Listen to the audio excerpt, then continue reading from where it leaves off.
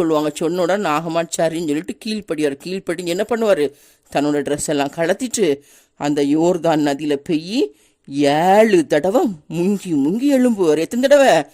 7 தடவை. ஏன்னா தீர்க்கதரிசி 7 தடவை முங்க சொல்லியிருக்காரு. அதனால 7 தடவை அந்த யோர்தான் நதியில் முங்கி எழும்புவார். எழும்புன உடனே 7ஆம் தரம் முங்கி எழும்புனோன்னு அவனுடைய அந்த சரீரம் எப்படி மாறிடுச்சு, ஒரு சிறு பிள்ளையோட மாம்சத்தை போல அவன் சுத்தமாட்ட ஆயிட்டு. அந்த புண்ணெல்லாம் நீங்கி ஒரு சின்ன பிள்ளைங்களோட உடம்பு எப்படி இருக்கு, எப்படி ஸ்கின்னெல்லாம் எவ்வளோ அழகாக சுத்தமாக அப்படியே சாஃப்டாக இருக்குல்ல, அது மாதிரி அவனோட புண்ணெல்லாம் மாறி சுத்தமாட்ட ஆயிட்டான் அந்த நாகமான். அப்படி ஆன உடனே அவனுக்கு பயங்கர சந்தோஷம்.